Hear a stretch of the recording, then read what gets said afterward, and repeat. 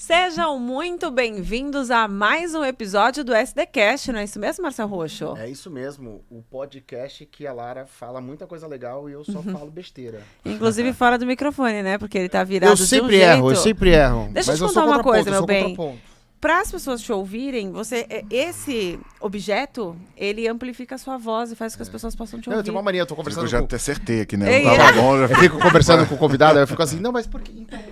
O Marcel, ele Eu acha que o microfone atrapalha, ele põe pro lado. Você aqui, a comunicadora, jornalista, televisão. Cara, Isso. eu vim aqui, eu sou seu marido. Isso, legal, graças a Deus. Essa é a tua função. É a função dele, essa é a função dele, é a melhor função Eu arrumo os dele, convidados inclusive. e E é meu falo besteira marido. durante o episódio. Porque hoje, o que nós vamos falar aqui não é besteira. Mas ele finge que não manja, mas ele manja muito disso aí também. Só que o cara que tá aqui, ele é referência e extremamente polêmico. Com certeza você já viu vários dos criativos dele, que aqui nos bastidores a gente tava falando pra ele que ele acertou o tom. E aí ele falou uma frase muito boa, que eu não vou falar pra vocês agora. Assiste o episódio inteiro, porque até o final a gente fala qual frase foi. Seja muito bem-vindo, Thiago Reis. Vamos falar de vendas no SDcast de hoje. Muito obrigado pelo convite. Pra mim é uma honra estar participando junto com vocês. E vambora fritar a cabeça da galera. É isso, porque olha, vendas é um Tu vai querer problema pra começar muita com gente e muita essa solução. frase aí eu tenho uma pergunta Então aqui. começa com a sua pergunta.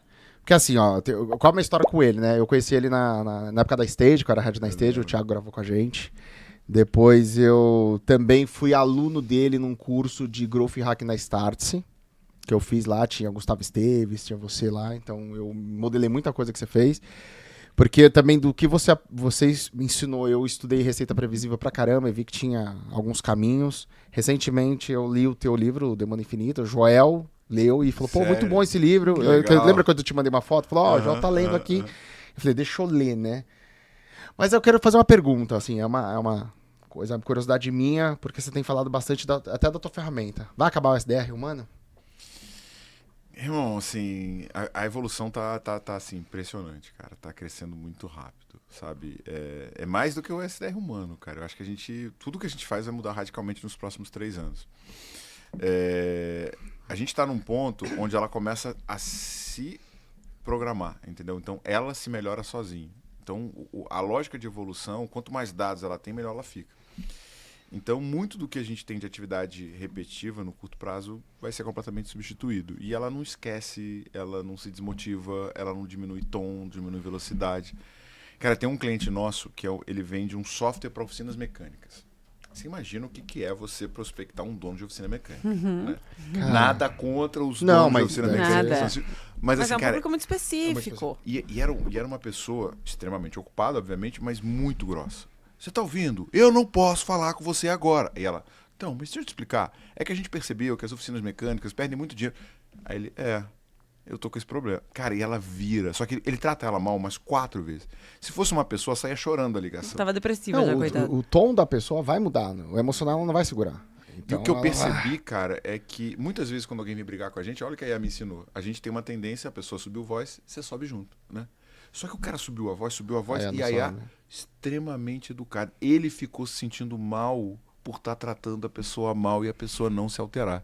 Falei, olha que incrível. Então, assim, a evolução está bem impressionante. Hoje o ser humano ainda é melhor que a IA, mas só que quando a gente fala principalmente da função de geração de demanda, que a gente chama de SDR, a gente tem 2 grandes problemas. No Brasil tem 48 mil pessoas que botaram a função SDR no seu perfil dentro do LinkedIn.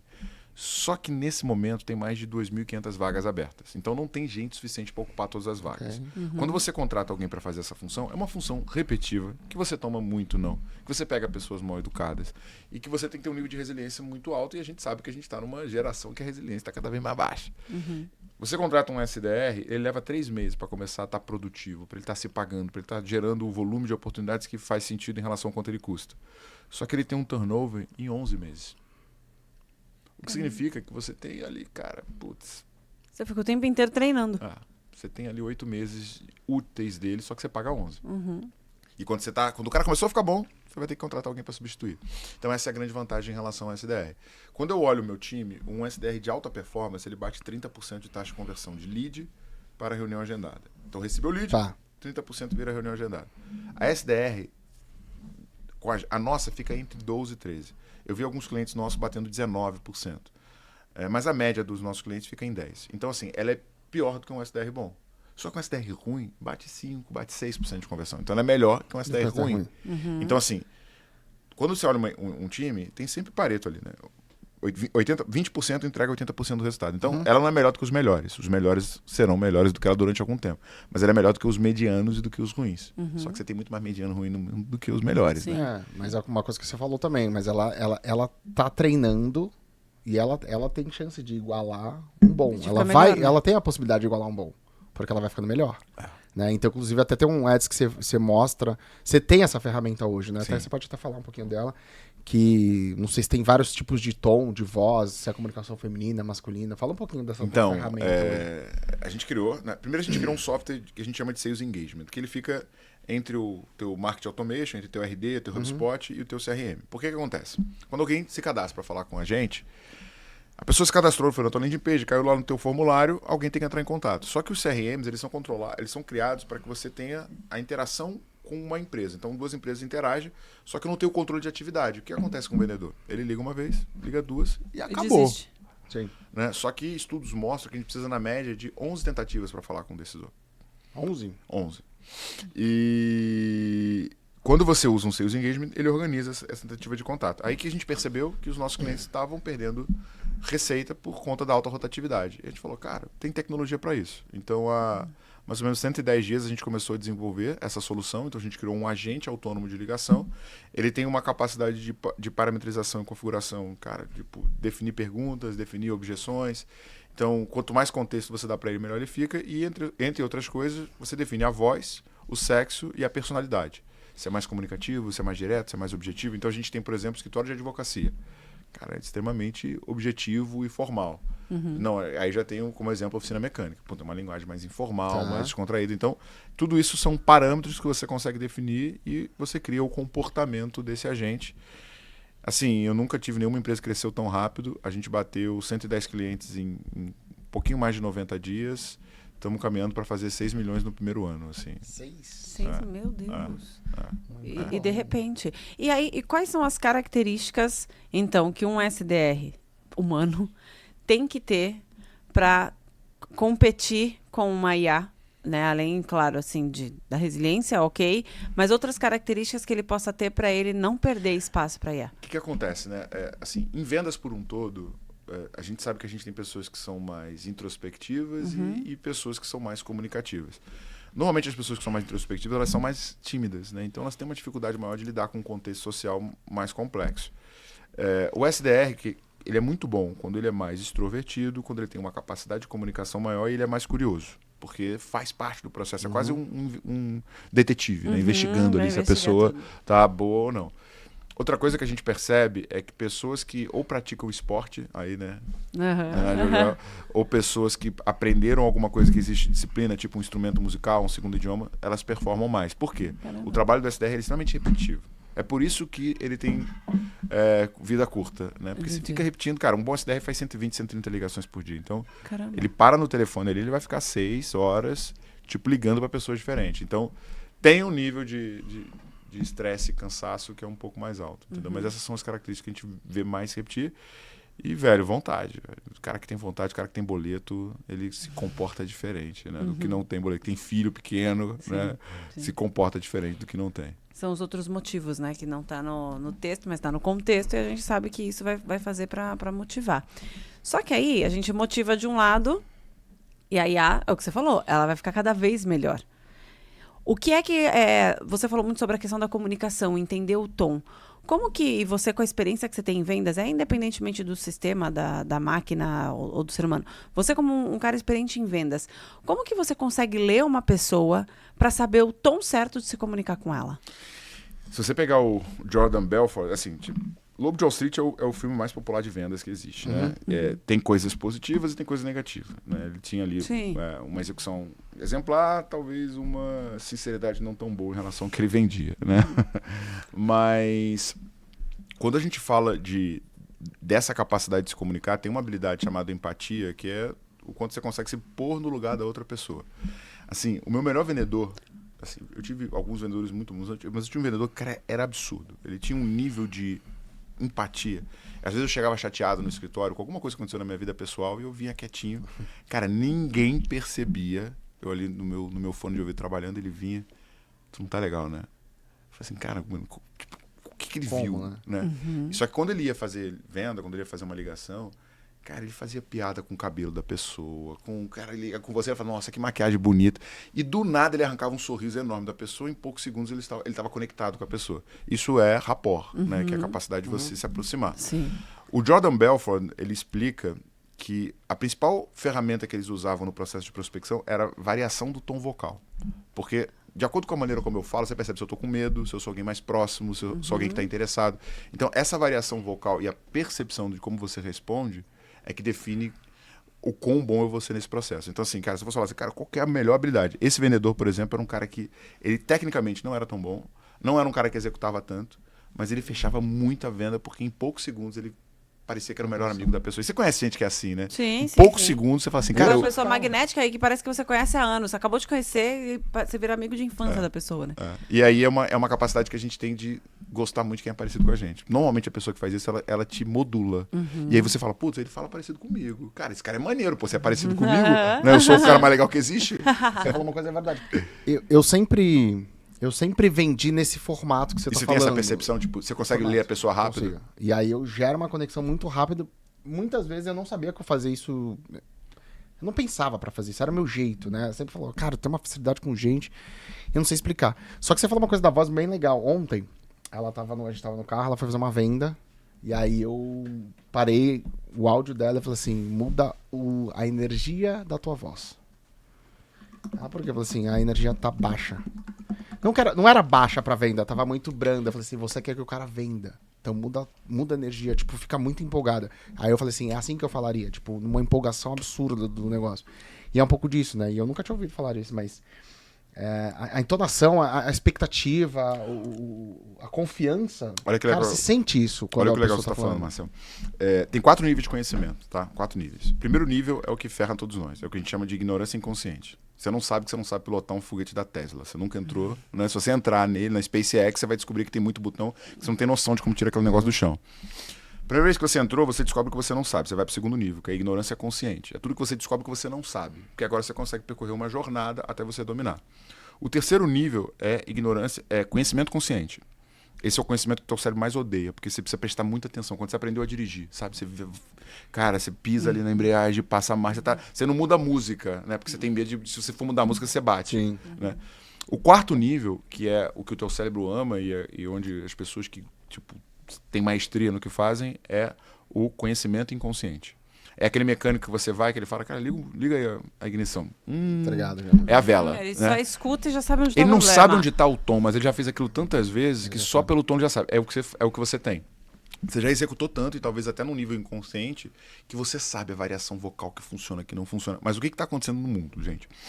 Hoje em dia, existem ferramentas de transcrição de reunião e de ligação. Então, toda reunião que o meu time faz, a gente entra com um software chamado MeetRocks, que transcreve 100% da ligação do vendedor e do cliente falando, analisa quanto tempo cada um falou, tom de voz, rapport, conexão, e no final ele entrega um relatório. Dizendo, cara, você não conectou nos primeiros 10 segundos. Aqui tinha uma objeção que você não retirou. Você foi para uma descrição técnica em vez de fazer um approach emocional. Então, assim, agora o que eu consigo fazer?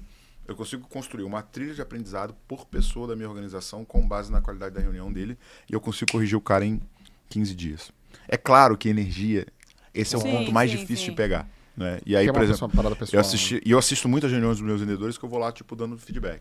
Então, cara, o vendedor entrou na reunião e falou, oi, bom dia.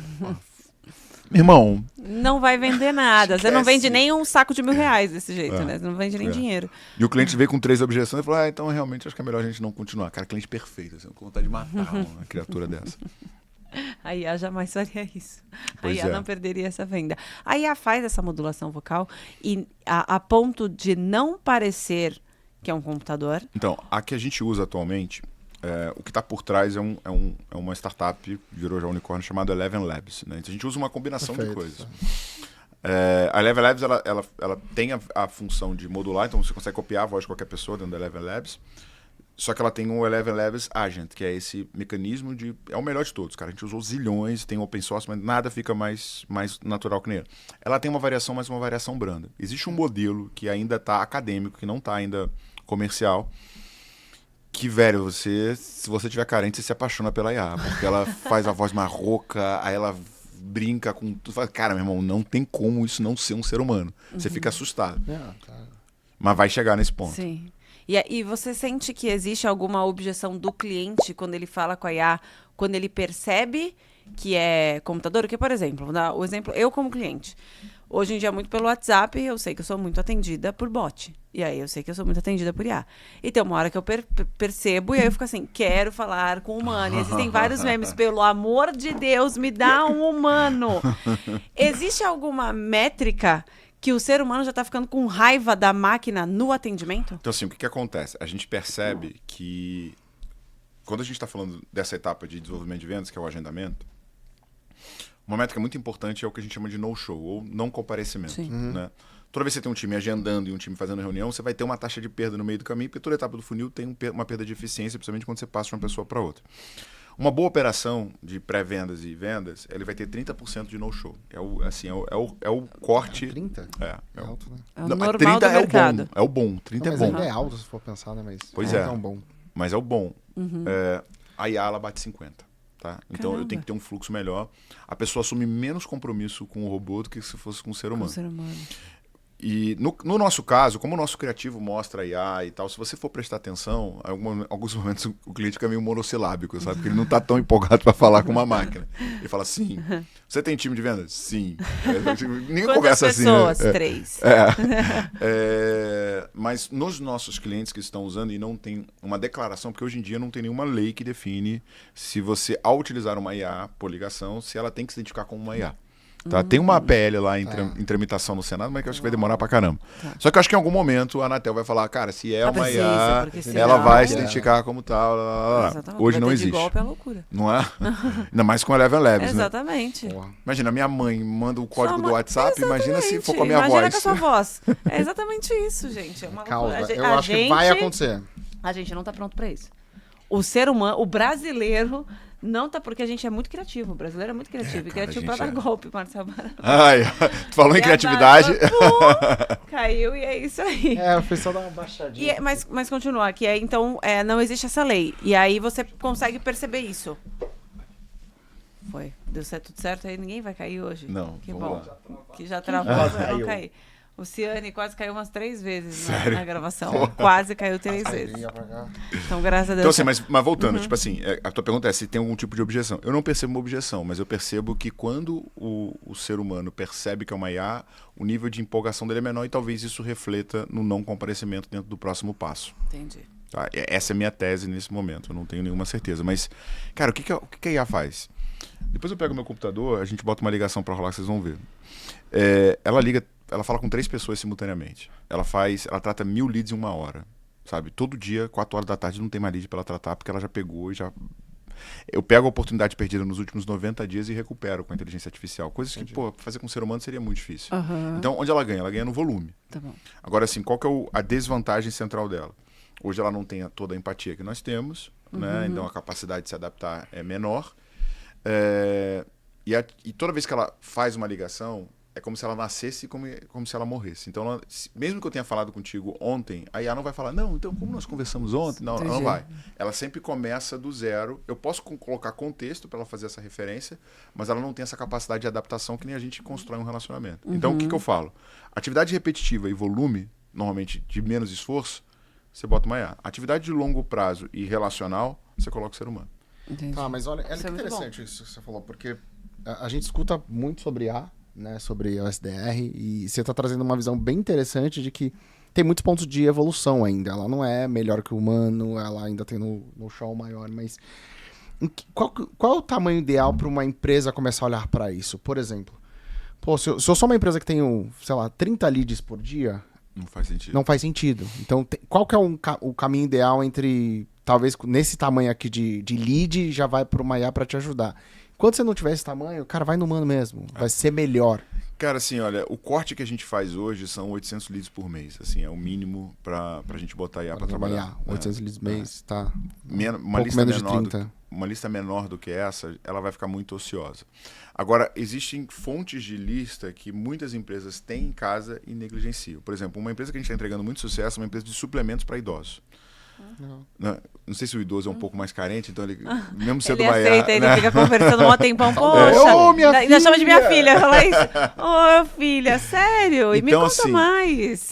Quando a gente fala de um produto de recorrência, existe um ponto que a gente sempre está medindo, que é recência, ou seja, o quão recente foi a última compra do teu cliente. Então, se você não tiver uma régua de comunicação com ele, tem uma chance dele parar de comprar. Então, existe a tua base de clientes que podem estar comprando numa frequência ou numa recência menor do que seria ideal. Então, aqui existe uma oportunidade. A segunda oportunidade que existe são oportunidades perdidas, né? Então, na Growth, 25% da nossa receita mensal vem de leads que nós descartamos nos últimos 90 dias.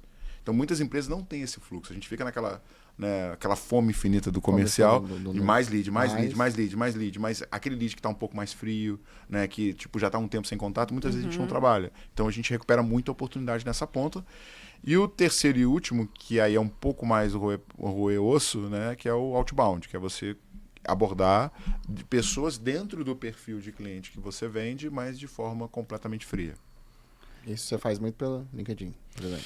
Então, cara, a gente faz por muitos lugares, né? O social selling, que é essa... Você tem usado bastante social selling? Pra Pra Que caramba. é a nova profissão, né? 30% do nosso resultado vem de social selling hoje. 30%? Caramba. Em cima do teu perfil?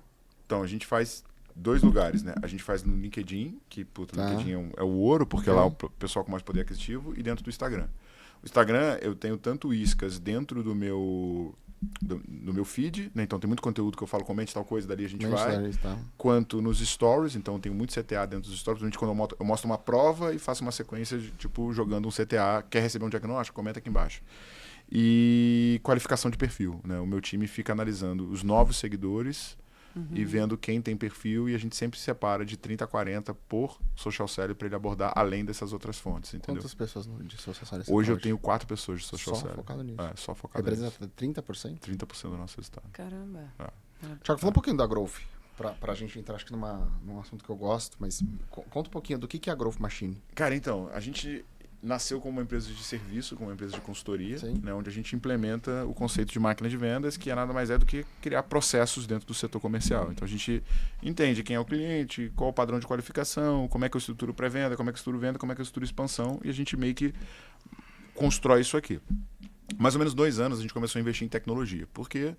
Porque serviço é muito difícil escalar, você precisa de pessoas, né? Então, a gente bateu num teto que a gente perdeu velocidade de crescimento, porque cada especialista nosso acompanha 10 clientes. Então, quando eu perdi um especialista, a taxa de cancelamento dos 10 clientes dele era muito alta. E a gente sempre contratou a galera de exatas, então engenharia, contabilidade, administração, de faculdade federal, e esses caras chegavam pra gente, tratavam 20, 30 projetos diferentes.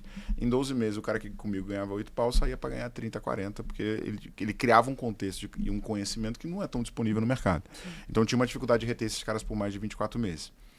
O que a gente começou a fazer? A gente começou a criar um software de prospecção, né, que é o GS Engage, que é o nosso primeiro software. A gente criou uma IA de construção de processo. Então, aquilo que a gente levava 8 semanas para fazer, hoje a gente faz em 1 hora. Então, é uma sequência de prompts que tipo, monta todo o teu processo de venda, todo o teu script. E, né, há um pouco mais de 100 dias a gente criou a Prospect AI, que é o nosso SDR. Então a gente tem essas 3 frentes. Na Growth, a gente, o serviço, cada vez a gente coloca menos foco, mas a gente ainda tem um volume de clientes nessa divisão. A gente tem uma ponta de educação, onde a gente faz inclusive vocês são meus convidados para passar pela arena de crescimento. Que legal. São 3 dias, cara, o que a gente fez? A gente botou de cabeça para baixo o modelo. É todo gamificado. A gente usa o storytelling se chama Arena do Crescimento, porque o storytelling é todo o Coliseu e Império Romano. Cada grupo é dividido em uma família, então tem 5 famílias competindo entre si. Não tem palestra, tudo é dinâmica e construção de processo. Então você começa definindo perfil de cliente ideal, depois você define posicionamento, depois você define processo de prospecção, funil de vendas. canvas de aquisição de cliente para calcular quantos clientes você precisa e, por último, funil de expansão. Cada uma dessas dinâmicas tem ponto e as famílias são ranqueadas numa ferramenta que a gente criou, onde vai mostrando uma gamificação. Chega um determinado momento que eu preciso segurar os caras, que parece Palmeiras e Corinthians quase saindo porrada. Os caras correm com a bandeira de um lado pro outro. Que legal. Tá? E quem pontua mais dentro da arena de crescimento leva R$100 mil em serviço da Growth Machine. A gente, no final de todo dia, os mentores que acompanham as famílias jogam para dentro da IA e a gente entrega o processo montado. Então eu coloco um contrato no final de 3 dias. Se você não tiver com o teu processo montado, eu te devolvo 100% do teu dinheiro. E depois você passa por um acompanhamento de 60 e acesso a todas essas ferramentas que eu estou citando. Então assim, cara, o que a gente quis? Cara, eu não quero ser mais uma imersão do mercado, que o cara sai empolgado, mas não consegue aplicar nada. Tá. Eu quero que ele saia com um método construído e ele só não vai ter resultado se ele não ligar. Né? Se ele não ligar, não tem como. Se não aplicar, milagre a gente ainda não sabe operar. As ferramentas de vocês. A gente parametriza todas as ferramentas e algumas ferramentas de parceiro. Né? Então participam... Você faz onde? Em Alpha? Cara, então... Tu fazia aqui no Rise? Eu fazia aqui no Rise, só que aí o que acontece? Em algum momento os caras me contaram que iam criar um bingo ali. Eu falei, pô, que terror, né? Sério? Um bingo? Dá mais dinheiro do que a invenção. No caso, né? Fica bem melhor. É que ele não nasceu com cara de espaço de evento pra isso. Cara, mas assim, mas eu gostei. Era legal, mas era legal. Eu gostei, mas eu quase gostei. fiz um evento lá. E, cara, o que a gente fez? A gente pegou um escritório, né? A gente... É que você reformou, você montou uma baita reforma, você colocou nas Então, a gente pegou um espaço lá que tinha uma certa ociosidade, consegui fazer uma negociação boa, tive quase 1 ano de carência, agora, infelizmente, acabou a carência. Agora. Onde que é? Fica na Berrine, cara. Berrine, ali no, São Paulo, legal. Então, a gente tem um andar onde a galera trabalha e o andar de cima onde fica o evento. Um dos nossos vizinhos é o Justo, né? O Roberto Justo. Então, Caramba. durante a arena, a galera começa a bater, pular, o prédio tremeu, ele fez uma evacuação do prédio, eu mandei uma garrafa de vinho pedindo desculpa. Meu né? Deus. Mas ele não gostou tanto, assim, porque, cara, vocês têm que ir lá ver, cara, é loucura, assim. Não. Quando você bota a Eu vou gamificação... botar a roupa de guerra pra ir nesse negócio aí. Mas é isso. Os É treinamentos isso. estão mudando, foi o que a gente fez de diferente. A galera quer essas Não, isso é esse muito tipo de legal, experiência. pô. Isso aqui é uma parada pra... E homem é uma loucura, cara. Homem adora competir, velho. Cara, é louco. Homem, nessa hora, tu tira uma coisa mó fácil. Mas aí, tremeu, mas não, porque essa parte é muito boa. Tremeu o prédio. O que você fez pra tremer o prédio? Tem uma dinâmica lá que a gente faz que a galera pula, entendeu? E aí, cara, com todo Meu mundo Deus. com 126 pulando junto, o vidro... Abalou a estrutura, tripita. literalmente. É. Gente, então, você que trabalha também no mesmo prédio Uma que obra. tem o pessoal descobriu do porque Thiago treme, Reis, já né? sabe o É. motivo. Não Você não da são Berrini as que- obras do metrô. Cara, Não é Não tem terremoto. nada a ver com o governo do estado, nem com um o governo treinamento. municipal. É só Thiago Reis ensinando Mas- as pessoas a vender. mas né? você sabe É assim, que, é a assim, galera que vai substituir a IA, entendeu? Vai ser pela galera que pula. que É pula. isso. Mas eu mostrei pra eles, antes da gente começar a gravar um vídeo do dia do fechamento do nosso escritório há 24 meses atrás. Ficava no centro da cidade. Custava R$15 mil por mês o aluguel. O prédio, cara, eu falo isso, o pessoal acha que é piada. Era tão ruim, mas tão ruim, mas tão ruim que uma pessoa foi assaltada no elevador. Que isso? Juro. E pensa num ladrão eficiente, que roubou ela Muito. antes de chegar lá no andar. Antes de chegar e conseguiu fugir, né? Conseguiu Incrível. fugir ainda. Cara, esse era a nossa história. Aí começou a melhorar um pouquinho, a gente foi pro WeWork da Barra da Tijuca. Quando eu fui pro WeWork da Barra da Tijuca, eu cheguei pro pessoal de comunidade e falei, Peraí, cara, esse do centro era no Rio de Janeiro, né? A galera ambos eram, carioca ambos é eram. diferenciada, né? Não, carioca. O swing carioca não existe, cara. Eles verdade, conseguem roubar roubar no no elevador, pô. Imagina Isso é que maravilhoso. criatividade. É muito criativo, pô. o cara tava passando em frente ao prédio e falou assim, pô, aqui dá. Aqui, Eu acho que aqui eu ninguém me acho que pega. dá. A galera só pula, não corre. Então aqui eu vou conseguir. Aí o que acontece? A gente foi pro WeWork da Barra da Tijuca. Aí fui fazendo reunião com o pessoal de comunidade, eu falei, galera, a gente é da favela, velho. Você tem que entender que eu vim da Tijuca. A gente toca tambor, tem anão, é gritaria. Tem certeza que vocês me querem aqui? Eu falei, não, pra vender, né? Queremos. Aí, tipo assim, em 15 dias chegou uma multa de barulho que a gente tava fazendo. Eu falei, pô, cara, não falei que eu fazia barulho. Aí quando eu vim pra São Paulo, eu fiz a mesma coisa. Eu falei, ó, vocês querem que a gente alugue, mas deixa eu te falar, cara, aqui é favela, o pessoal é do Rio, é estranho, você vai ver, vocês têm certeza do cara? Quero, né? Não chegou ainda nenhuma multa, nenhuma notificação. Estamos Cara, uma tranquilos. curiosidade. Por que você veio pra São Paulo? Por que a Growth Cara, então, veio o que pra São acontece, Paulo? Você trouxe Marcelo? a turma de lá junto? A gente conseguiu trazer uns 40% do time. 40%? Caramba. Eu já tava ficando 50% do meu tempo em São Paulo. que Então, imagino. cara, reunião, podcast. E aqui, vocês sabem, cara, a velocidade com que você aprende. Você é de Santos, você sabe, cara. Pô, Santos é uma maravilha. Né? Mas tinha que voltar a morar aqui. Mas não tem que dá, voltar a morar em Alphaville porque não dá. A velocidade daqui velocidade é outra. aqui a é uma conexão, loucura. o network, a cabeça expande numa outra velocidade. Assim, eu sempre sonhei em morar de frente pro mar. Só que eu era casado e a minha esposa tinha um medo de vir uma onda gigante, né? E aí eu me separei. Cara, se ela ver esse pedaço, vai estar até merda nesse código. Aí eu O me separei. processo vem, o litígio. Primeira coisa que eu fiz foi o quê? Pegar um apartamento de frente pro mar. Fui 4 vezes na praia, porque eu peguei o apartamento e começou a crescer rápido pra caramba São Paulo. Oh eu my God. dormi, sei lá, velho, 30 dias no apartamento. Meus amigos dormiram mais no apartamento do que eu, porque todo mundo queria eu emprestar no apartamento de claro, pro mar. né? Presta pra mim, né? O Airbnb ali, seu comendo solto com os amigos. Então, o Rio é sensacional. O Rio é sensacional, qualidade de vida incrível. Eu morava a 15 minutos do meu escritório. Mas, cara, business, velocidade, crescimento, não tem jeito. É aqui. Thiago, você, o último livro aí eu li, Demanda Infinita, né? É a tua metodologia? É a minha metodologia. Tá, ela... O conceito, o framework é ele, mas ele vai precisar passar por uma atualização, porque muito do que eu mandava fazer em Excel, agora você vai fazer no GPT, né? Tá. Explica o que é essa tua metodologia. Legal, ótima pergunta. O que acontece? A maior parte dos líderes de vendas, dos empreendedores, dos empresários, acreditam que tem um problema de vendas. O principal ponto que eu bato é, você não tem problema de vendas. Com certeza vocês lembram de um restaurante muito ruim, que vocês conhecem, mas que vivia cheio. Né? Por quê? Porque se ele está num lugar de alta circulação, mesmo que ele não tenha uma qualidade tão boa, ele sobrevive. Agora você vai também pensar num restaurante que tem um chefe Michelin, que fica escondido e ninguém consegue achar, esse cara vai fechar as portas, porque não tem jeito. Então a grande defesa do Demanda Infinita é que a maior parte dos negócios não tem problema de vendas, tem problema de demanda. Pensa comigo, você é bom de venda, Marcelo. Se você parar na frente de um cara que tem um problema que você resolve, toma a decisão e tem dinheiro para pagar, qual que é a dificuldade de fechar essa venda? Nenhuma. Então, mesmo as pessoas que estão tendo dificuldade de vender, ou eles estão se comunicando com o público errado, ou no volume errado. Então, o grande objetivo do Demanda Infinita é eu criar uma metodologia, criar um processo onde você consegue gerar mais oportunidade do que você consegue tratar. Porque ao fazer isso, acontece 2 coisas na sua operação. Primeiro, o teu time de vendas. Os meus vendedores hoje fazem de 5 a 6 reuniões todos os dias. É impossível um cara fazer 25, 30 reuniões por semana e não ficar melhor. Então, uma semana depois da outra, ele está ficando melhor, porque ele repete cada vez mais o pitch, cada vez mais o roteiro. Então, isso faz com que, mesmo o cara que não é tão bom de vendas, evolua comercialmente. Segundo ponto é que o mercado é regido pela lei da oferta e demanda. Né? Então, se eu tenho pouca demanda e muita oferta, o preço cai. Se eu tenho muita demanda e pouca oferta, o preço sobe. Então, o que a gente trabalha no Demanda Infinita é define qual é o teu público, para quem você vende, cria um fluxo de abordagem orientado às necessidades dele e não ao produto que você vende. Então, como você resolve o problema, cria automação e ferramentas e escala ao infinito. Por isso que é a demanda infinita. E aí acontece 2 coisas. Quando você começa a criar uma rotina de geração de demanda, seja via geração de conteúdo inbound, seja via outbound, você começa a falar com muita gente. Isso cria um eco. Um bom funil, ele vai ter entre 15% a 20% de conversão. Todo mundo que você falou, 80% não compra. Não compra esse mês.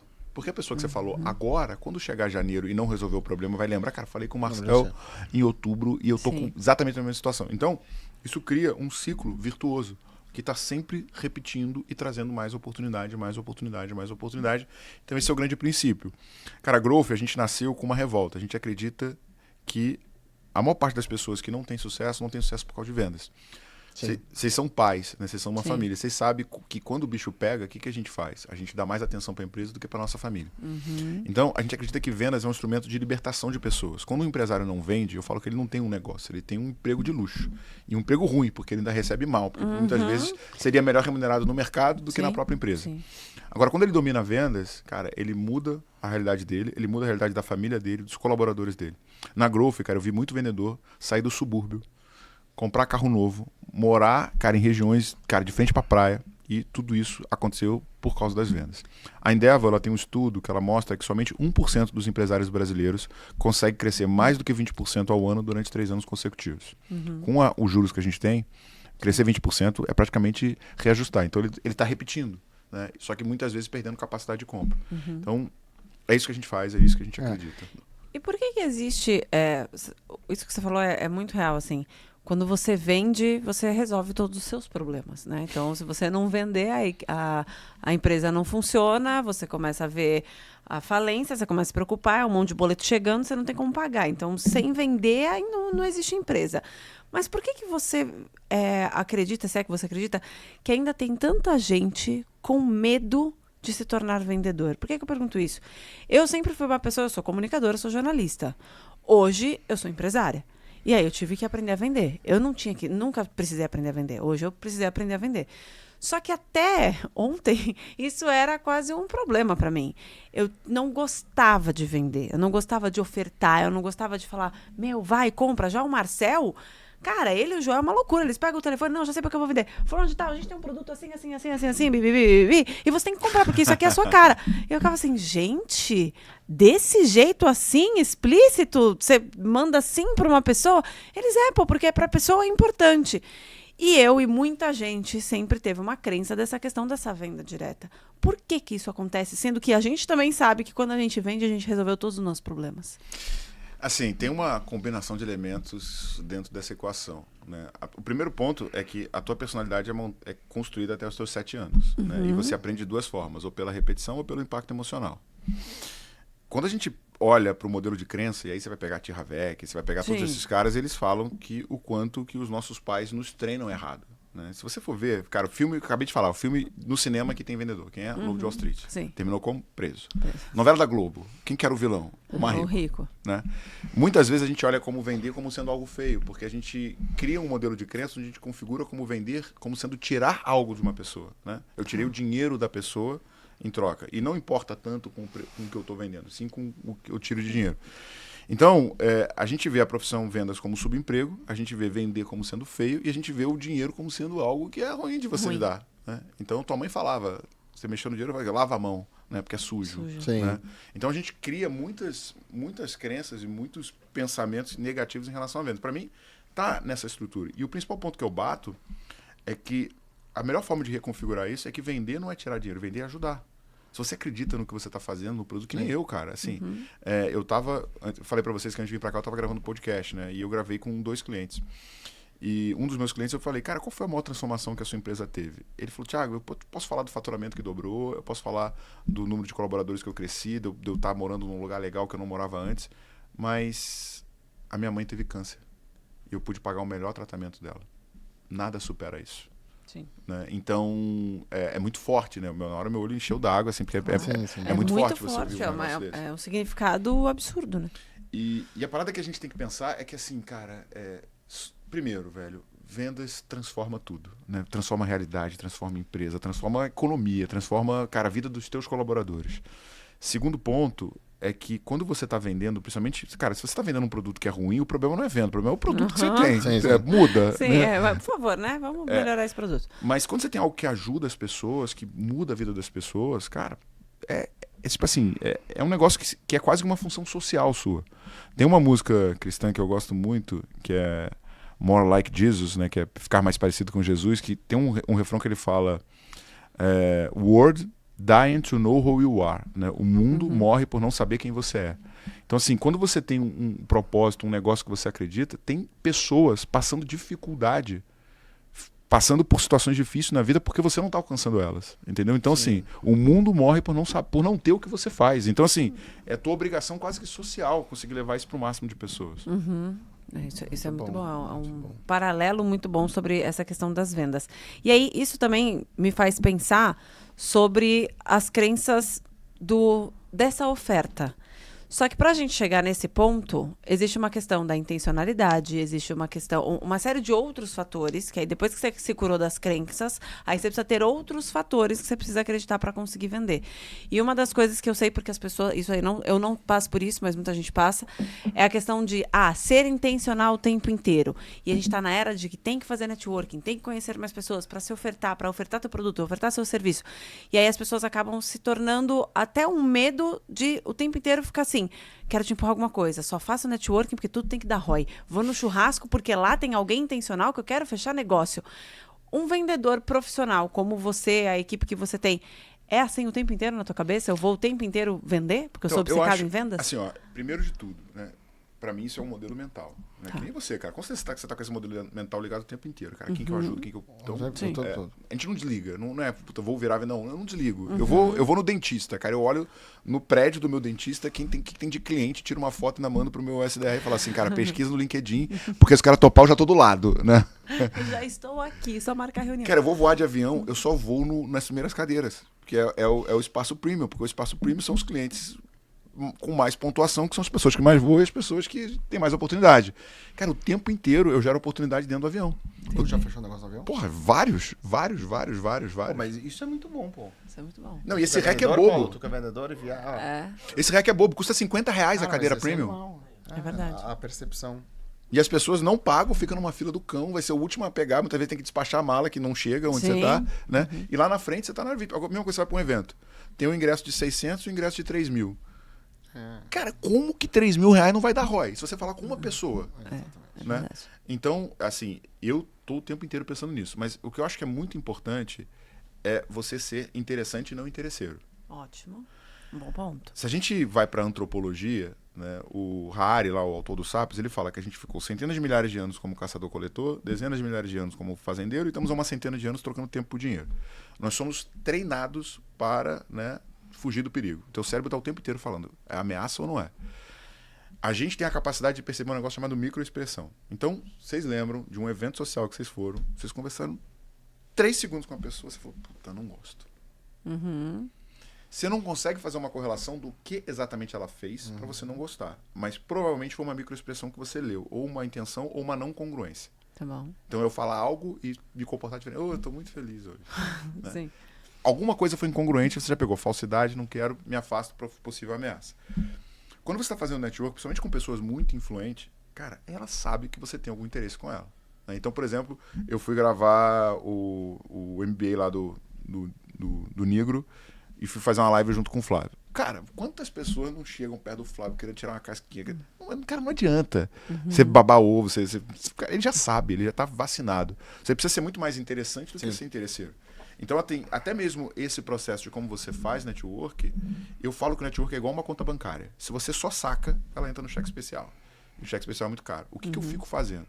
Como que eu crio ativos para as pessoas à minha volta? Eu abro o meu WhatsApp de tempo em tempo e vou lá no final para quem eu não troco muita mensagem e mando uma mensagem. Cara, precisa de alguma coisa? Eu vou no meu LinkedIn e falo assim, cara, quem que eu não estou gerando valor há muito tempo? Eu vou num cliente que eu falo, puta, cara, o Marcel tem interesse de falar com essa pessoa. Cara, puta, eu falei com tal lugar. Por que eu faço isso? Porque eu estou criando saldo na minha conta corrente.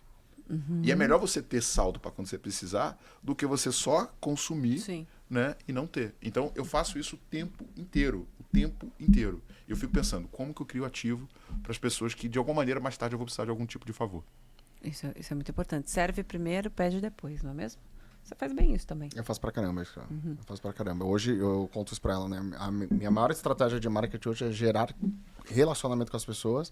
Então, eu crio situações de desejo das pessoas, do interesse, para que eu consiga gerar um relacionamento, para que eu gere proximidade com ela, e aí, de repente, isso vai se construindo um relacionamento, né? Eu sempre vendi muito por relacionamento leve, eu não sou um baita vendedor agressivo de... Cara, eu deixo o cliente à vontade. Só que hoje, todas as minhas estratégias é fazer isso, que nem, ó, semana que vem eu vou entrevistar o CEO do WhatsApp. Caralho, que legal. Guilherme Rony. E aí foi uma proposta diferente. Eu falei, pô, como que eu me relaciono com ele melhor, né? Vou entrevistar ele, eu falei, ó, você aceita com plateia? Ele com plateia. Eu falei, posso comprar o teu livro para todo mundo? Pode. E aí depois rola um Q&A com um grupo de empresários de tecnologia pra gente debater. Então eu fui criando coisas, falei, cara, legal, proposta, valor. Eu tô criando uma situação, só que além de entrevistar o cara, eu tô criando uma proposta de valor para ele, que é legal, de trazer essa expertise com um grupo de empresários. Só que eu também tô trazendo um monte de grupo de empresário que eu nunca vi na minha vida. Lead. Lead. Que é um Relacionamento. tipo assim, Criar pô, um relacionamento. Eu tô feliz de estar nesse lugar chamado exclusivo, nichado, poucas pessoas. Pô, animal. E eu falo para cara, eu vou pegar o WhatsApp de todo mundo, mas relacionamento. Eu tô entregando algo de valor pro cara. E aí eu crio um relacionamento e esse relacionamento vira um café, vira um podcast e assim por diante. Cara, eu quero te perguntar uma coisa, porque assim, a metodologia do demanda infinita, cara, putz, ela é maravilhosa, né? Ela gera, mas muitas vezes, previsibilidade para a empresa, né? Que acho que é o grande desafio de uma empresa. Vou vender todo mês, tenho previsibilidade. Se chegar ali, se você tiver ali uma conversão X%, no show X%, tudo mais, eu começo a ter uma previsibilidade.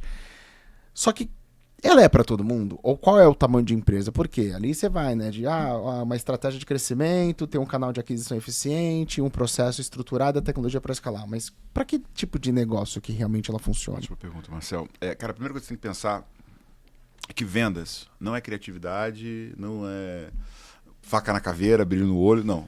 Vendas é matemática financeira. Então, existe uma métrica chamada eficiência econômica. Né? Em inglês, é Unit Economics.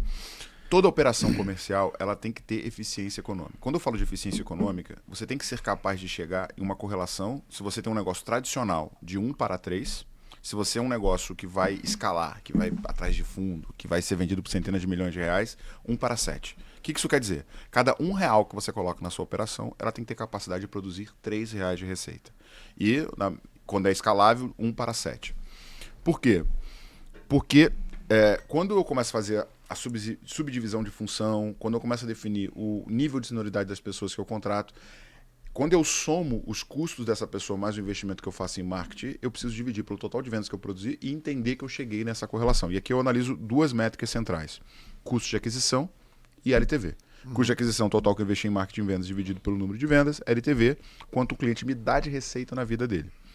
Quanto menor é o teu LTV, mais complexo é você montar essa operação. Então, se você vende esse copo, um produto transacional, onde você tem um baixo percentual de margem sobre ele, e o teu cliente não recompra, eu tenho uma dificuldade maior de montar essa estrutura. Eu vou precisar de um e-commerce, de um bot. Vai ser difícil você botar seres humanos.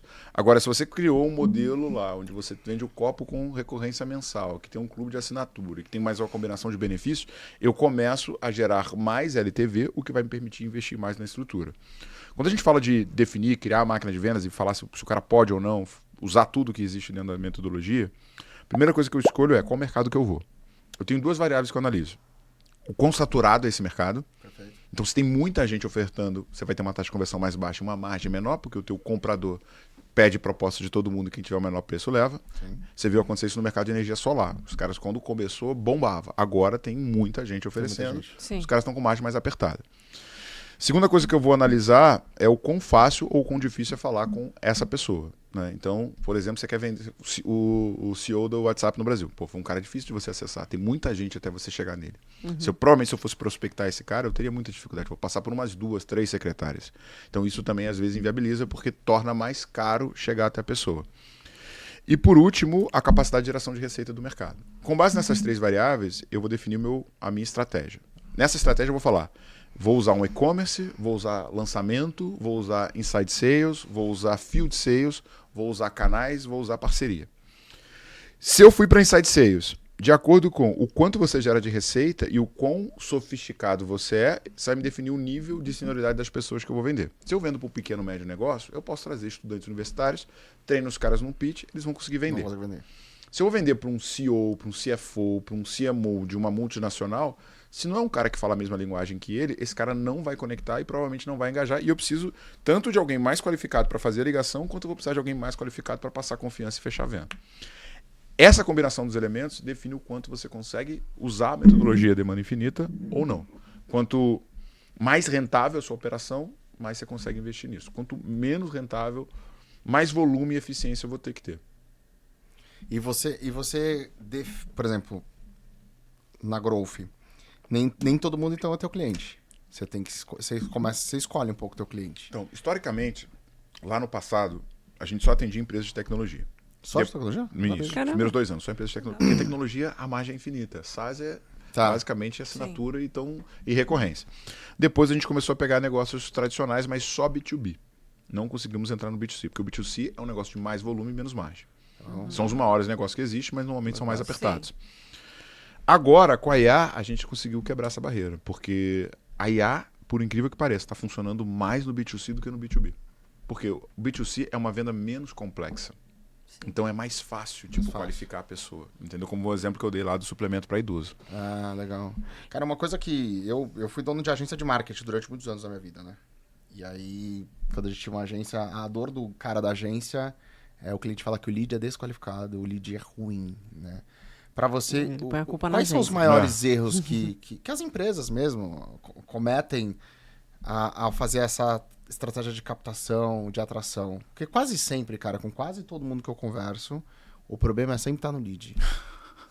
Eu te falar, cara, quase sempre. E eu não tô mais com agência, mas assim, ou agência ou a própria empresa que tem o departamento de marketing que tá fazendo essa estratégia, o lead tá desqualificado. E muitos falam assim, o lead começou bom. Então ele começou com o lead bom e de repente, não sei o que ele fez e o lead ficou ruim.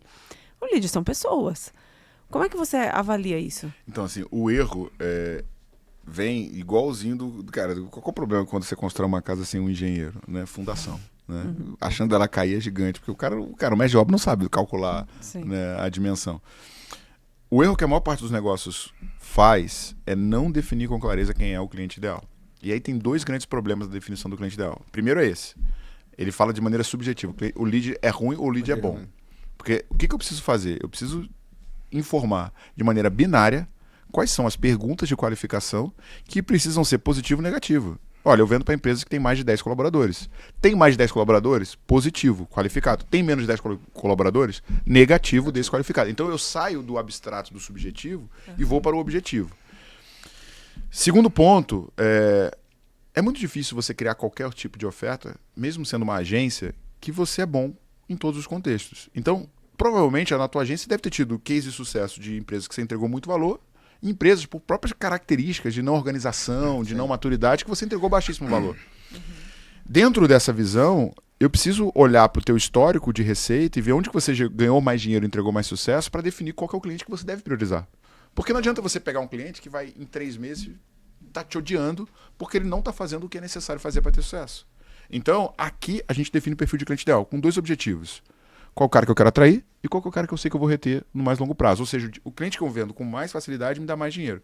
Só qual que é o problema disso?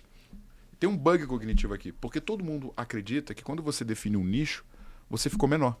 Por quê? Pô, antigamente eu podia vender para todo mundo. Sim. Agora eu só posso vender para dentistas. E eu vou ser muito menor, porque pô, tem muito mais todo mundo do que dentista. O que as pessoas não pensam é que quando você toma uma decisão, ou seja, constrói um foco, cara, a tua comunicação passa a ser para dentista. As tuas landing pages têm case de dentista. O teu copy fala das dores do dentista. E você é muito mais efetivo do que se você tentar vender agência de comunicação para todo mundo. Então, para mim, assim, qual que é o grande erro? Definição de ICP. Por quê? Porque primeiro você fica subjetivo em relação a definir o processo de qualificação. Cara, eu botei lá um SDR, ou botei a própria IA. Cara, a IA, para ela funcionar bem, ela tem que ter perguntas de qualificação. E dentro dessas perguntas, ela vai tomar uma decisão binária se eu posso agendar uma reunião com o Marcel ou não. Por quê? Porque se ele tem menos faturamento que o meu produto exige como sendo o mínimo de orçamento para dar certo, se eu agendar, eu vou fazer você perder o tempo, eu vou fazer o vendedor perder tempo. E os dois vão ficar com raiva no final. Sim. E ao mesmo tempo, eu preciso retroalimentar, se eu estou fazendo tráfego pago, as plataformas dizendo, cara, esse público aqui não me traz mais porque esse cara não faz sentido. Só que o cliente não consegue nem te responder isso de maneira objetiva. Né? Sim. E hoje qual que é uma das melhores formas ou caminhos ou perguntas para se construir um ICP? Cara, assim, eu gosto muito de fazer isso que eu falei, de extrapolar em relação à venda. Eu gosto de olhar a retenção e o sucesso. Porque, cara, no passado, né, a galera focava muito em fechar venda. Hoje, cara, a gente está num jogo de longo prazo. A gente tem que olhar para a capacidade de produção de LTV que o cliente tem. Então, assim, cara, qual que é o cliente que você entrega mais sucesso, que é mais fiel e que fica mais tempo contigo? Por último, eu vou olhar processo comercial e eficiência de vendas. Porque muitas vezes, no exemplo da agência, você é uma agência generalista. Então você não tem case no nicho, você não tem uma copy no nicho, você não tem uma oferta para o nicho. Até mesmo a tua taxa de conversão, ela é prejudicada pelo fato de você tentar vender a agência para todo mundo.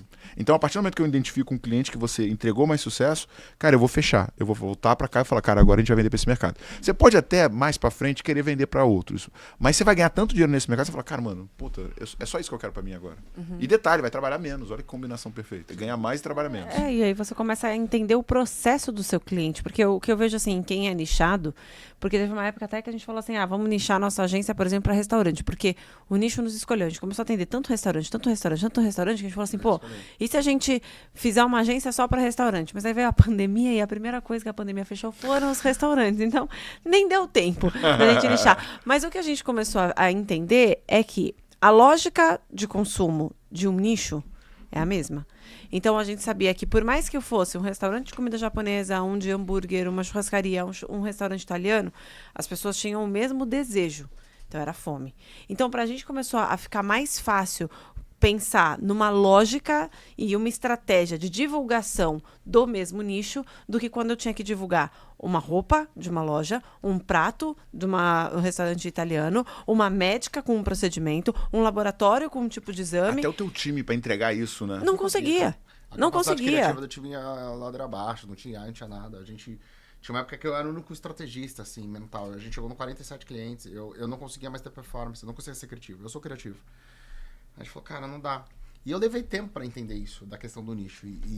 O cara que me provocou isso, a primeira vez na minha vida foi o Conrado Adolfo, cara. A gente foi numa hamburgueria, eu, Joel, Conrado Adolfo e esqueci o nome da ex-namorada dele agora. E aí o Conrado perguntou assim numa boa na mesa e falou, cara, me explica aí o teu modelo de negócio, conta um pouquinho mais e tal. Aí eu contei. E aí ele, mó humilde assim, vende, cara.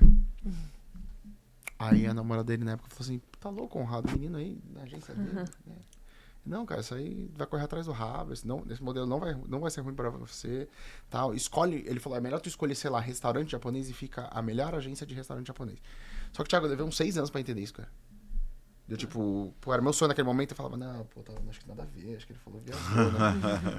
Mas esse banho cognitivo é porque a tua isso. cabeça acha que você vai ficar pequeno. Eu não conseguia alcançar.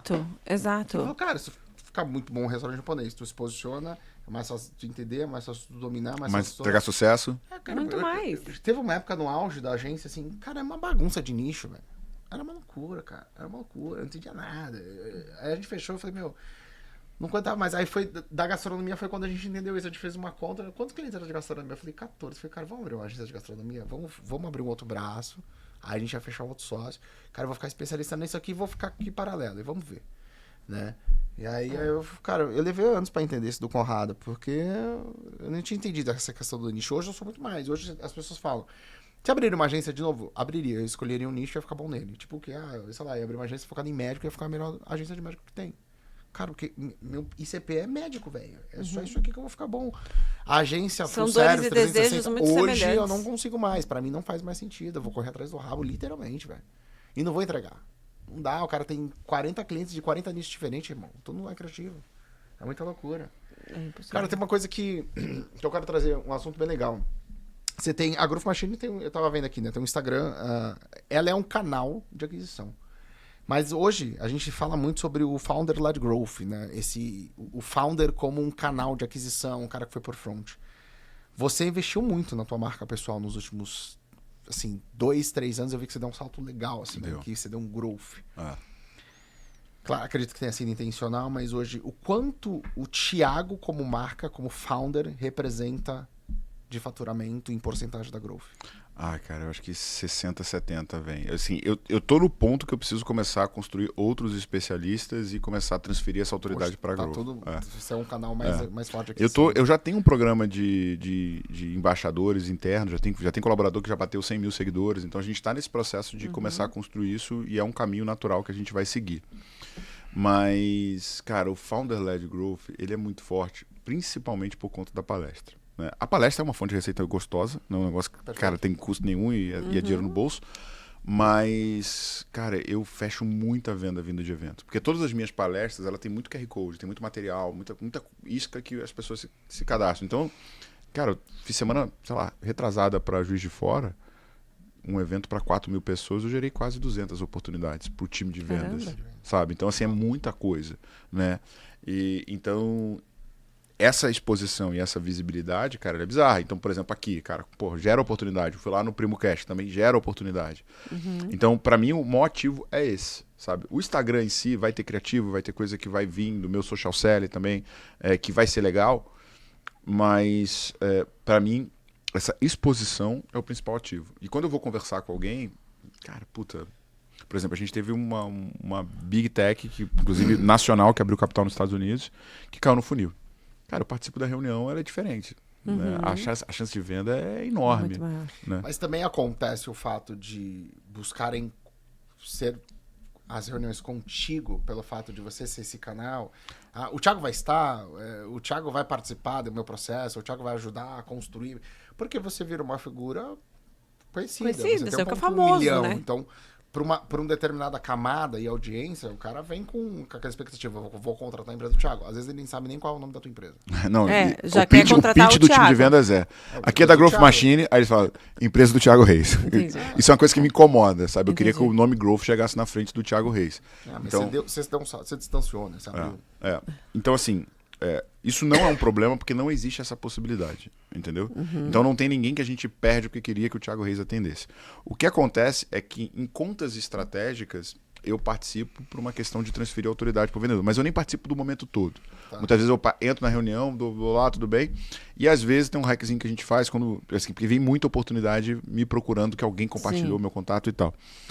Meu time de pré-vendas me convida para reunião, mas nem sempre eu entro. Entendeu? Então esse é um hack e o cara não falta normalmente. Mas eu tento estar presente no máximo de vezes. Eu só não entro, cara, quando não dá, né, de jeito nenhum. Só que quando tu entra também, tu deve ser o melhor closer da empresa. Então, aí isso tem uma força forte como marca pra isso fechar. Isso é uma coisa que eu falo. Muita gente fala assim, o CEO não pode ir pro operacional. Não pode uma ova. Né? A gente não tá aqui no operacional gravando. Exatamente. Né? Aqui o melhor vendedor é o Joel. Então, o Joel é o melhor lead, vendedor. Melhor lead falando pra mim. Não é pro time comercial, ele sempre fala, isso aqui é o melhor lead. Pra mim. Eu que vou fechar essa venda. Então eu vou contar uma coisa que eu vou fazer agora em novembro. Então, eu vendo em 3 cenários. Quando é um cliente de alta complexidade, ou seja, algo que meu time não vai dar conta, mas muitas vezes para educar e treinar o time. Eu vendo para construir cultura, porque, cara, assim, velho, Legal. treina, os caras param de seguir o processo. Aí você vai lá, come no esporro, cara, olha aqui, ó. Aí eles vão lá e passam. Acontece um negócio assim, cara, a área de vendas é muito barulhenta, né? Então quando eu entro numa reunião, vem um silêncio, assim, sabe? E eu não, aí quando eu olho, tá todo mundo assim, tipo, tentando prestar atenção no que eu tô falando, entendeu? E eu sou muito técnico. Eu não acredito que a conversão que eu tenho é por causa da minha autoridade. Com certeza ela ajuda. Só que eu tô naquele ponto que você tá também, do conhecimento inconsciente. Cara, eu leio muito, eu estudo muito, eu revejo a reunião. Então, eu aplico muita estratégia, muita ferramenta. Cara, se você for ver a minha venda, ela é um script, cara. Tem um framework ali. Eu não tô inventando nada. Eu uso uma metodologia inventada pela HubSpot chamada GPCT-BACI. Eu começo pedindo objetivo, depois eu vou para o plano, depois eu vou para os obstáculos, depois eu vou para o tempo, depois eu vou para a autoridade, depois eu vou para o orçamento, depois eu vou para a consequência positiva e para a implicação negativa. Sempre. Eu não preciso pensar. Agora eu vou vai no pro P, automático. eu vou sempre fazendo isso. E aí eu mostro pro time. Eu falo, tá vendo aqui, ô criatura? Por que você não segue essa só porra seguir isso dessa aqui. estrutura? Só repetir as mesmas palavras, né? Então, eu faço isso para treinar e educar o meu time. Só que o que acontece, gente? Em 2022, eu estava no meio de uma live. Não sou tão bom de redes sociais quanto vocês, né? Minha live começou com Corta 13... pra ele com 1 milhão de seguidores. Com 13 mil. Cara, comecei a live com 300 pessoas. Domingo de manhã tinha 30. Né? Aí eu puto da vida que acordei cedo pra fazer a porcaria daqueles desafios que nego inventa. Eu virei pra galera e falei assim, o que é difícil fazer? Aí o pessoal falou, tirar férias. Eu falei, onde é difícil tirar férias? O pessoal falou, Maldivas. Eu falei, vocês querem saber? Eu lembro quando você vai. 10 dias eu vou tirar férias em Maldivas. Vou prospectar e vender. Não vai ser a minha empresa que vai vender, vai ser eu que vou vender. Não vai ser lead vindo do marketing, vai ser lead que eu vou atrás. Cara, automaticamente Satanás encontrou na live. Ela foi para 150 pessoas ao vivo, né? Acho que pra humilhação ficar maior, caso eu não conseguisse. Aí eu terminei, aí meu time de copy falou assim, quem escreveu essa live? Que não tem Maldivas em nenhum lugar. Nenhum lugar. Aí eu pensei, puta, mano, por que eu inventei essa merda? Eu tô ferrado agora. Aí o que eu fiz? Cara, eu falei, quer saber? Eu sei. Nunca tinha vendido palestra. Falei, cara, puta, fui lá no Skyscanner, Booking, 60 pau dá pra ir pra Maldivas. Tem que fazer 60 mil em 10 dias. Fui no meu LinkedIn e peguei empresa com mais de 200 vendedores, que cresceu mais de 25% nos últimos 12 meses. Automatizei uma mensagem que era, olá, primeiro nome, você dá treinamento de vendas? Se sim, quem é a pessoa responsável? 900 pessoas nessa lista. 90 me responderam, 40 xingando a minha mãe, 50 me contam um pouco mais. Os 50, conversei com 30, fiz 10 propostas, 8h45 do 10º dia, chega a última proposta de 15 mil reais assinada. Foi o Thiago para Maldivas. Duas coisas que eu falo. Eu nunca mais repeti esse resultado. Porque eu nunca mais me coloquei numa posição de desconforto que eu não tinha como voltar. Né? Porque, velho, a gente vende... Você tinha prometido ali, você tinha A gente cumprir, vende otimização honrar. de máquina de vendas. Tem que honrar. Se passa 10 dias e não acontece nada, Tivemos um problemão aí. arrasta o carro por cima, esse cara não sabe o que ele tá fazendo. E aí eu conversando com o meu time, quanto que você tem que vender, considerando agora o número de seguidores e tal, a gente fechou 3 milhões. Em novembro eu vou vender 3 milhões e vou mostrar tudo como fazer para você fechar 3 milhões. E de novo vai ser com lead frio. Eu só vou vender para 3 tipos de lead. Lead prospectado de maneira fria. Lead perdido pelo meu time nos últimos 90 dias e que ninguém tá pegando, tá? Que ele esfriou, acabou esfriando também. E indicação desses 2 leads. Eu vou vender só para esses 3 e é tipo para provocar o meu comercial também. Então, temos Vem um novo desafio. 30 dias para fazer. Cara, mas olha, 3 deixa eu contar milhões. uma história. Isso estimula. A gente pode falar aqui aberto, tem um produto nosso de 50 mil, que quem entrega é eu e ela, e o Joel participa, mas assim, cara, ele vai lá e coenei uma hora e vê tudo certo. E aí ele faz isso no time, ele treina o time, ele falou assim, ó, deixa eu tirar a burocracia pra vocês, mostrar que não precisa de burocracia pra vender. Aí ele pegou o celular e falou, vamos fazer uma venda. Aí ele ligou pro fulano, pau, 50 mil. Uma, na luta, assim. Aí a segunda. Aí ele pegou, pau. Na hora eu já peguei, falei assim, ela tava na sala, tinha uma outra pessoa, eu falei, vou sair da sala, mano, eu já vou vender também, não tô terminando. voltei pra sala e falei, uma, ele isso, 3. Então, tipo assim, quando vem e mostra, Quando e ele o faz líder isso, eu falo assim, eu mostra. vou mostrar, faça igual, a gente até brinca, mas a gente não é o Jojota, pô. Ele falou, tudo bem, mas entendam a essência do que eu tô mostrando, a estrutura, a loja. Ele falou, confia no produto, o produto é bom, pô. Cara, aí você começa, mano, pô. E aí, a importância também desse líder, né? Hoje não, meu líder é meu sócio, mas quando ele mostra que é possível, muda o engajamento do time também, do tipo, putz. Eu lembro outro case muito legal, quando eu era head ainda lá na Stage, o Thiago contratou lá um monte de vendedor. E aí ele tava se baseando na estrutura do Flávio, né? Ele falou, a gente faz essa estrutura e tudo mais. E ele falou assim, hoje, então eu preciso mostrar pra vocês como é que faz. Então eu vou sentar aqui na baia. Cara, era um monte de gente de R$2 mil, irmão. E eu vou ligar. O Thiago. O Thiago. O Thiago Pra sentou no mostrar meio como da que vocês galera têm que fazer. pra Tá vender. bom? Sentou no meio da galera, pô, e começou, pau. Olha só, oi, tudo bem? Thiago aqui. Thiago, não fala que era Thiago. Ou eu, Thiago. Pode ser aqui, qualquer tal, Thiago. mas, assim, Thiago Kennedy puta, ali. cara, eu lembro daquela vez, assim, que foi o maior exemplo pra mim. Aí teve um episódio da Stage que a gente tava em lançamento, tava corrido o time de vendas. Eu sentei e falei, dá o acesso pra mim. A mina, como assim dá acesso? Dá acesso, pô, eu vou fazer as vendas. Vambora. Tá lotado? Eu vou fazer, pô. Vou pegar e vou vender pra cacete. Sentei, falei, cria um login, cria um nome aleatório pra mim aí, e eu sou esse vendedor, sei lá, o Carlos. E aí uma funcionária, nunca esqueço, cara, pra mim. Ela falou, cara, o quanto eu admirei você naquele dia que você desceu pra uma operação básica que a gente precisava, botou o fone e arrebentou pra vender. Eu falei, velho, eu tô aqui pra servir, né? Então isso que você faz também, assim, essa provocação com o time é animal, cara. É, porque é a cultura, né? E mostra pro pro time assim, cultura. o cara sabe. E eu acredito que o principal que mostra, não só que sabe, não só a liderança, mas que funciona. Porque muitas das vezes a gente tem no time, né, vários líderes, empresários que escutam a gente, assistem nosso podcast, que às vezes o time não tá engajado, ele fica assim, ai, mas o que eu faço para engajar meu time? Ai, o que eu faço para convencê-los que aquilo funciona? Faz e mostra que funciona. E aí a gente vinha com essa desculpa às vezes pro Joel, mas eu não sou o Joel J. Ele falou assim, mas eu não tô falando pra você ser o Joel J. Eu tô falando pra você ser você, só usar esse esquema que funciona. E aí falando sobre isso, que você também falou sobre a questão do script.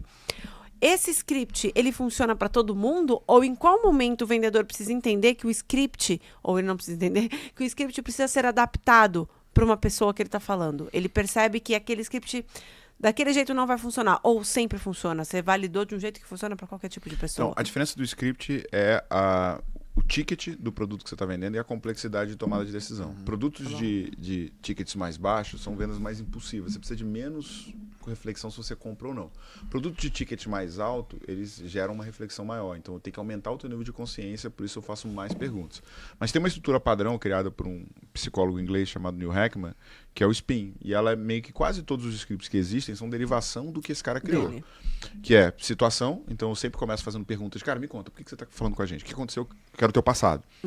Situação é o pior tipo de pergunta que tem, porque você me conta coisas que você já sabe. E quando você está querendo comprar um produto, você quer descobrir o que você ainda não sabe. Então, é ruim, cansa. Eu tenho 10 minutos. Eu ensino meu time a ligar sempre com timer. Pra você ficar vendo quanto tempo você levou em cada etapa, porque você passa a tomar consciência. Aquela história que eu tava brincando, vocês não sabem, mas aqui embaixo tem um timer. Eu consigo terminar o podcast dentro do timer, porque eu faço tanto isso que eu peguei consciência de quanto tempo leva cada coisa. Tá falando. Então eu não preciso mais usar, mas para quem tá começando eu acho muito importante você usar aquela função do cronômetro, como é que é o nome? Que você usa para medir pace, que você vai fazendo a variação, sabe? Que É o você cronômetro consegue mesmo. parar e volta. Aí que você vai início, aí você dá volta, aí você vê você quanto tempo você volta. ficou em cada um. Acabei situação, eu vou para problema. Né? Situação é o que você está vivendo hoje. Problemas são do que você está vivendo hoje não está dando o resultado que você gostaria, onde você está incomodado. O problema não é o suficiente para você comprar, porque o problema, todos nós temos 1 milhão de problemas e a gente convive com os nossos problemas e muitas vezes a gente até se acostuma com o problema. O que faz você comprar é a implicação. O problema seria, por exemplo, você fumar. A implicação é você ter um enfisema daqui a algum tempo. Tá. Por que as pessoas fumam se é cientificamente comprovado que fumar causa uma doença? Porque o cara joga a consequência para o futuro. O desafio de vendas é eu pegar uma consequência futura e trazer para o presente. Por quê? Porque se você tiver a opção de não fazer, você não vai fazer. Entendi. Mas se você entende que, cara, que isso aqui vai te matar, você para. Até aqui eu só bati. E o cliente precisa de energia para comprar. O último tipo de pergunta são as perguntas de necessidade. Que é o quê? O teu processo de tomada de decisão acontece muito mais no teu límbico e no teu reptiliano do que no teu neocórtex. O teu neocórtex é um sistema muito mais para fazer você dar não do que fazer você dar sim. Tá bom. Por que o vendedor que fala de característica, de atributo, de quanto tempo dura o curso, de detalhes sobre o produto vende menos do que o cara que vende na emoção? Porque a gente não toma decisão racional, a gente toma decisão emocional. Por isso eu faço perguntas de necessidade, para fazer você se ver na vida que você gostaria de ter. Quando eu vou para perguntas de necessidade, eu aumento a tua energia. Porque você começa a desejar essa realidade que você ainda não tem. Então, a base do script é situação, passado. Problema, o que está te incomodando. Implicação, consequência gerada pelo problema que te mata se você não resolver. Sim. Necessidade, a motivação que faz você enxergar o futuro que você gostaria de ter. Essa, para mim, é a base do script. Isso aqui funciona para 99% dos negócios. Não precisa mais ler o livro Spin Selling. Ele acabou de explicar para você. Ele acabou de resumir e nem precisa colocar no ChatGPT. O ChatGPT vai te dar uma coisa muito maior do que o que ele acabou de falar. Mas eu vou te falar. Que dá para colocar na prática. Para quem é vendedor, cara, o Spin Selling tem que ser aquele livro, sabe aquele livro gasto, resumido, anotado, porque assim, velho, você tem que decorar. Se você decorar aquilo ali, ou casa grande que você quiser, que você aumenta de 20% a 30% a tua receita mensal, a tua remuneração, a tua comissão. Mas assim, isso tudo é de verdade. Já leu esse, Paulo? Boa. Tá no teu carro? Tá com tudo anotado? Tem que andar junto. Já leu quantas vezes, Paulo? Caralho. Que eu dei hoje lá na chave mestra, eu falei pra eles que eles vendem a coautoria. Eu falei pra eles, identifica qual que é o sonho, o que o seu cliente, seu potencial cliente quer pra você poder usar na venda. Se ele quer, por exemplo, ser um coautor pra ele ganhar autoridade, então você vai fazer isso na hora do fechamento. Você vai falar pra ele assim, olha, imagina só você ganhando a sua autoridade através de uma coautoria, pra fazer ele imaginar como vai ser no futuro. Perfeito. Muito bom, excelente.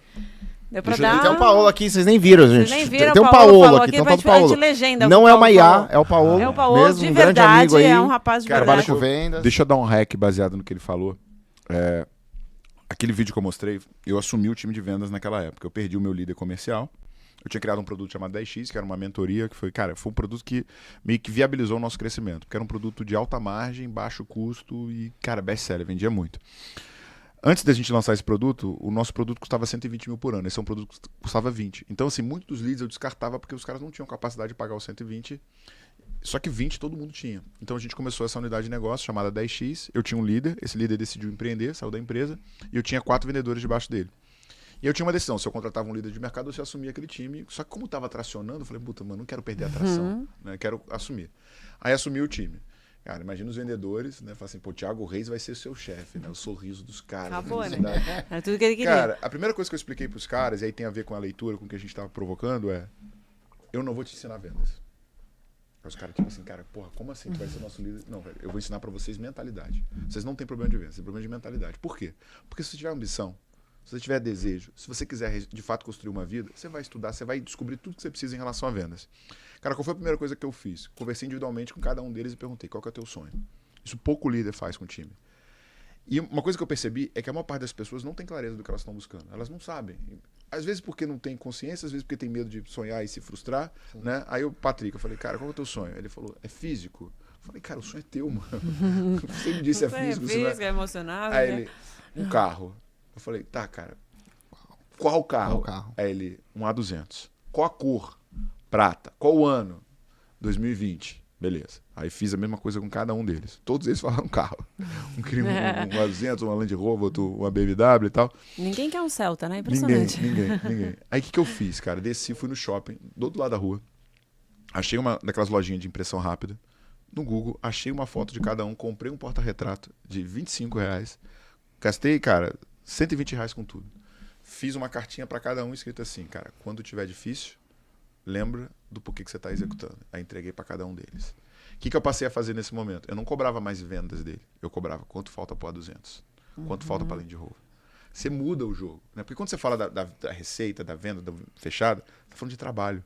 Quando você fala do sonho, cara, acabou, mano. Ninguém negocia com o sonho. O que aconteceu? Todos eles mudaram de carro. Todos eles bateram a meta. Por quê? Porque eu parei de ensinar pra eles técnica, cara. Técnica é bom, mas, cara, não faz você ir na última milha, né? Não faz você jogar com tudo, não faz você ir pra final. Quando você fala do sonho, você muda o nível de execução das pessoas. Então, você que tá ouvindo, cara, descobre o sonho do teu time e usa esse sonho pra levar eles pro próximo nível. O do Thiago, nosso filmmaker, que é uma Porsche Taycan. E já viu? tá no fundo de tela do computador fundo de dele. tela de Ele computador começa a dele. editar, ele para, quando vê, pá, no fundo de tela. Eu lembro disso, pra finalizar aqui essa história, há muitos anos atrás o Joel tinha uma folha impressa de uma Ranger azul. Era uma Ford Ranger azul, era o sonho da vida dele, cara. E ele deixava ali que a gente passava, ele falava assim, ó, onde eu vou ter uma. E aí ele era apaixonado por isso, ele tinha a bendita da Ford Ranger azul, aí recentemente a Ford veio aqui, né? Pra conversar com ele a possibilidade. Aí eu falei, tu vai pedir uma Ford Ranger azul? Ele falou, mano, faço questão, pô. Porque foi o carro que ele imprimiu e colocava... E a gente dividia quarto, assim, na época, né? Era muito engraçado. Tinha o desenho da Ford Ranger azul, cara. Então isso funciona, sabemos que é um dos comportamentos que tem que ter. Pra gente encerrar, se é que existe algum comportamento, alguma coisa que é infalível que você fez na sua carreira como vendedor e chegou onde você chegou hoje com todos esses resultados, saindo de onde você saiu, vivendo o que você vive hoje, qual é o comportamento que uma pessoa teria que ter, modelando esse comportamento que você teve, qualquer pessoa pode replicar que vai dar certo? Vou contar uma história para vocês que eu conto muito nos meus eventos, na minha palestra. A primeira empresa que eu aprendi a montar a máquina de vendas era uma pequena empresa de software no centro do Rio de Janeiro. E eu entrei para ser o cara que emitia nota fiscal. Essa empresa, quando eu botei sistema de conta, RP para funcionar, fluxo de caixa, eu vi que a empresa quebrava em 100 dias, porque eu tinha mais despesa do que receita. Eu falei, mano, não quero ficar desempregado, deixa eu ir lá resolver vendas. Fui estudar vendas, consegui mentores, apliquei lá a metodologia do Receita Previsível e o negócio virou. Eu saí do cara que era o cara que emitia nota fiscal para virar o diretor de vendas, para ser o segundo sócio com mais ação dessa empresa. Tinha um cara na empresa, que eu vou chamar ele de Zezinho para evitar processo, que ele repetia sempre o mesmo processo. Às 17h45, o Zezinho se levantava da sua mesa e ia no banheiro escovar o dente. 17h50 ele desligava o computador. 17h55 ele guardava tudo na mochila. 17h56 ele cumprimentava as pessoas. 17h58 ele parava em frente à porta e ficava aqui, né? Quando o ponteiro chegava aqui embaixo no 30, ele estendia a mão. E quando dava 18 horas em ponto, ele saía. Cara, ele repetia esse processo todos os dias. Eu tinha vontade de dar uma cadeirada no Zezinho, né? Porque ele era um fenômeno às 18 horas. E um belo dia o Zezinho me chama pra almoçar. E ele fala assim, cara, vai almoçar comigo? Eu falei, puta, já sou sócio, o cara vai me pedir aumento, né? Aí eu lembro que eu fui da empresa até o restaurante mentalmente respondendo, cara, ele não merece aumento porque ele é desmotivado, porque ele não corre atrás, porque ele não faz isso, porque ele não faz aquilo. Quando a gente chegou no restaurante, era um self-service, eu me servi, ele serviu. Sentou na minha frente. Antes que eu conseguisse dar a primeira garfada, ele virou pra mim e falou, cara, como é que você faz as coisas que você faz? Porque você começa a descrever uns negócios que todo mundo acha que é coisa de maluco, ninguém acredita que é possível, só que do nada, esse negócio que todo mundo achava que era coisa de maluco, começa a ganhar forma. Dá certo. E dá certo. E aí daqui a pouco tá todo mundo te seguindo, e aí todo mundo fala que acreditava desde o início. E, cara, quando ele me fez essa pergunta, eu fiquei com uma cara de banana, porque eu tinha me preparado pra responder o porquê que ele não merecia aumento. Aumento. Né? E não como eu fazia De repente isso. ele te desconcertou, né? E eu lembro, cara, que eu voltei de metrô esse dia pra casa, olhando pro nada, assim, refletindo, e eu pensei, cara, eu queria ir no RD Summit. Puta, fechei um patrocínio, rachei uma casa com a galera, consegui um cliente, permutei tal coisa, fui. Eu queria um CRM, cara, cortei um custo aqui, fiz, sei lá, foi. E eu vi várias vezes que, tipo assim, sopa de pedra mesmo, que eu tinha conseguido chegar no resultado sem ter nenhum tipo de apoio ou recurso. E dentro dessa reflexão interna, para responder a tua pergunta, eu percebi, primeiro que eu sou muito criativo, eu acho que você também tem isso, eu vejo. Você fala assim, cara, eu vou contar um segredo para vocês, eu vou fazer IPO, eu vou abrir capital. Thiago, você imagina, não, eu sinto o cheiro. Você já viu, você já sabe como vai ser. Botão lá, todo mundo de laranja, descendo as bolinhas, eu sei detalhe, eu sei o cheiro que tem esse negócio. Então, para mim, qual que é a parada? Não existe você não conseguir fazer alguma coisa. Independente do que você queira fazer, na vida você é capaz de fazer. Existe você desistir antes de conseguir fazer. O grande problema das pessoas é que elas criam uma expectativa de ter uma performance ou um resultado antes de ter uma frequência. Então, eu não consigo ter resultado se eu não for frequente em algo. Eu nunca vou ser bom, é uma coisa que eu faço de vez em quando. E como elas criam uma expectativa de chegar num ponto antes do tempo ou numa expectativa ilusória, elas desanimam no meio do caminho e param de correr atrás. Então, assim, como é que eu faço para conseguir qualquer coisa? Velho, eu enxerguei aonde eu vou chegar. Eu tenho a visão clara. Meu irmão, ninguém me separa dessa porra. Pode estar difícil, pode estar desconfortável, pode faltar dinheiro, pode apertar fluxo. Eu vou chegar lá. Então, assim, eu acho que o que as pessoas precisam ter, né, como diria Neymar, é saudade do futuro. Né? Então, assim, cara, cria uma visão clara do que você está fazendo, do que você quer conquistar e não negocia com o teu cérebro, não negocia com o teu corpo. Daqui até lá, velho, não escuta quem não tem a vida que você gostaria de ter e vai com tudo. E se vier alguém te convencer, querer te convencer de que você não pode, que você não consegue, cara, vê onde essa pessoa tá. Porque só quem tenta ou te desmerecer ou te convencer a não tentar ou não conseguir é quem nunca fez porra nenhuma. Porque todas as pessoas que estão num nível acima sempre Não falam, tô nem te velho, preocupando. você Não vai tô conseguir. preocupado, né? Só quer te puxar pra cima. Então, assim, cara, enxerga onde você quer chegar, enxerga o teu futuro, cria essa fotografia, igual ao carro do Joel. E, meu irmão, não escuta ninguém, só continua executando, porque se você insistir pelo tempo necessário, você chega. Maravilhoso, uma verdadeira aula de vendas, mas principalmente de mentalidade e comportamento, porque isso é mudar a mentalidade para alterar um comportamento, você chegar aonde você quer. Pensa Muito no bom. carro que você quer, imprime aí. Exatamente. Papel de parede. Mas ajuda E mesmo, né? detalha quadro o dos teu sonhos, sonho, que é uma coisa muito visualização. importante que ele falou. Eu sei o cheiro do meu muito IPO, bom. eu já visualizei absolutamente tudo. Então, assim, dá detalhe pro sonho, porque isso também ajuda a focar na tua energia.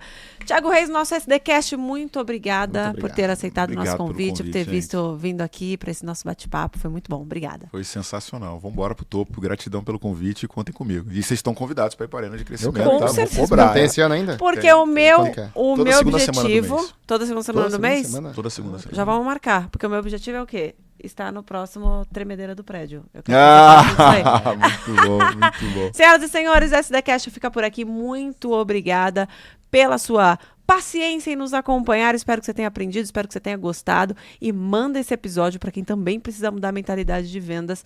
E a gente se vê no próximo episódio do SDCast. Um beijo. Tchau. Bora pro topo.